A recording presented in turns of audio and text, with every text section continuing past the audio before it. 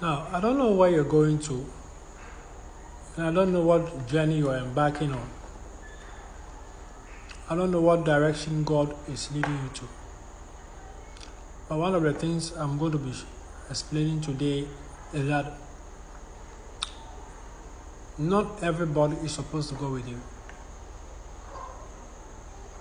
Not everybody is supposed to go with you. It's very important. I'm going to talk about two examples in the Bible to bring clarity to this topic. Not everybody is supposed to go with you. And for some of you, God has highlighted and revealed certain people who are not supposed to go with you, but you think you have a bigger heart than God. You think you are more loving than God Himself, who created human beings, who is warning you about a certain individual. Be very careful. You don't have love more than God. When God reveals someone to you and warns you about that person, or allows them to act in a certain way several times in your face to warn you that this person is not for you, listen to what He's telling you.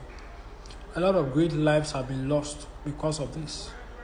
Sometimes believers think they love, you think you have a bigger heart than God. No. God sees the heart of that person. That's why He's warning you to preserve you, to protect you, because it is what His responsibility. Now, we can go there into the Bible. We can even start from the call of Moses. When God was calling Moses, Moses was filled with a lot of fear. He said he could not go. He's a stammerer. He was giving a lot of excuses. And then God decided reluctantly to send him with Aaron. But in God's original idea and plan, Aaron was not supposed to be in that plan. But God wanted Moses to move, so reluctantly, He allowed Aaron to join him. Sometimes there are things that God doesn't want to be in your life. But sometimes after, when He tries several times and you realize that you don't want to go, He allows certain things, but His original plan, that thing is not supposed to be there. Be very careful. One of the most important things when you are following God is that place of obedience. I'm telling you. So God decided to send Aaron with Moses reluctantly. But in His original idea and plan, Aaron was not there. Now, I'll bring you fast forward where we have some of these issues. And we know God got angry with Moses and did not allow Moses to. He allowed Moses to see the promised land from a height, but didn't allow Moses to step his foot on the promised land because of some things. One of those things I strongly believe is him throwing the commandment, breaking the tablets of commandments. That is one angle, one area, one strong example why God denied Moses from entering the promised land. Why? Because Moses had been in the presence of God. You have seen His glory. You have been in His glory, in His presence. You have encountered His glory and saw how God Himself wrote those commandments. You get it? You saw how God wrote those commandments on those tablets. They are sacred. They are sacred. It's very important when you are dealing with God. Be very careful about His sacred things. Be very careful about it. Because some of those things, when you play with it, when you play with the sacred things of God, we saw it when Nebuchadnezzar's son decided to go and drink wine and stuff from the cups that have been used to serve in his presence.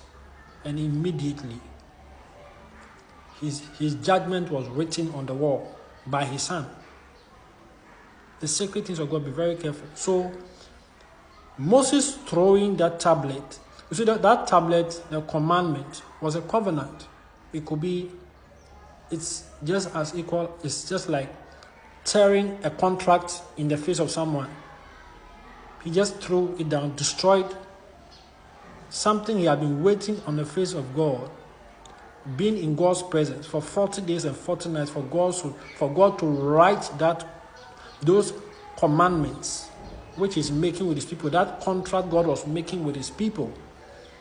When he came down and saw that these guys were worshiping idols and involved in all sorts of things, he threw that sacred thing to the ground.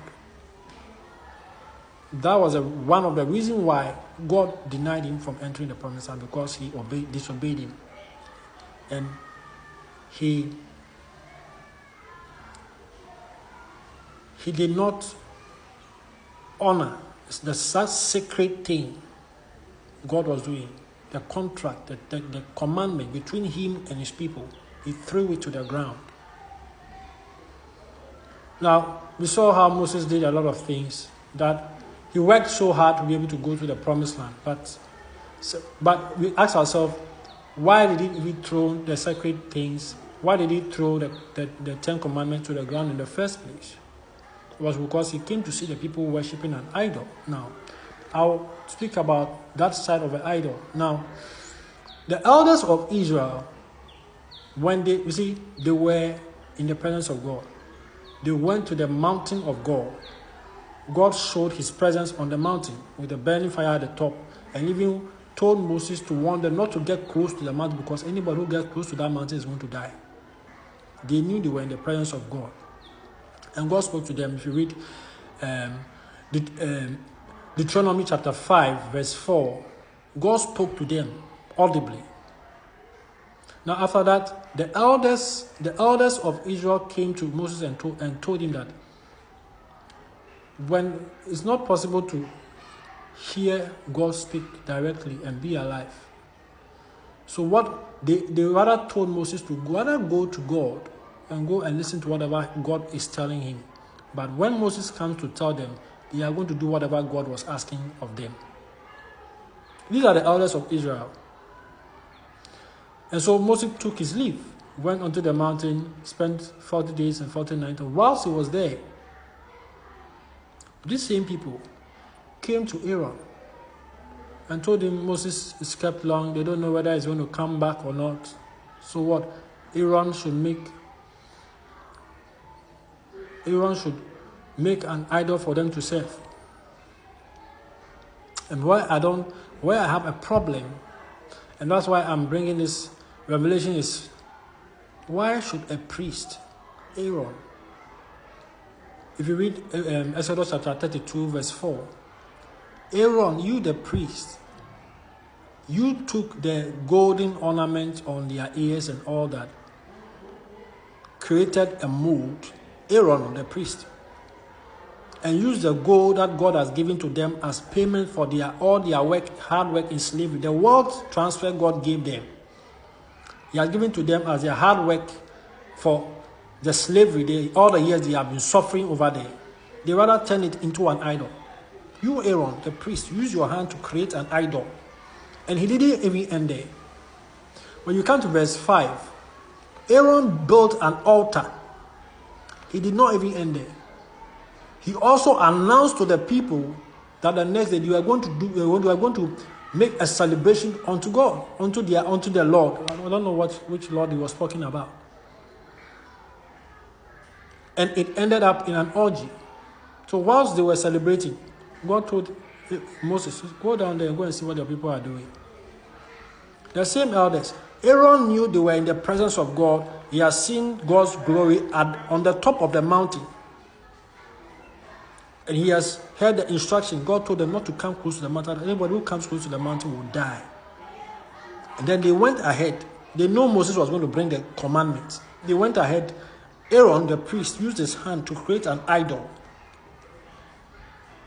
made an altar, and on top of that announced that the next day they will be making a celebration, a festival unto the Lord. You see what this is? You see the whole thing. Listen, it's not everybody that is supposed to go with you. This is part 1. Watch for part 2.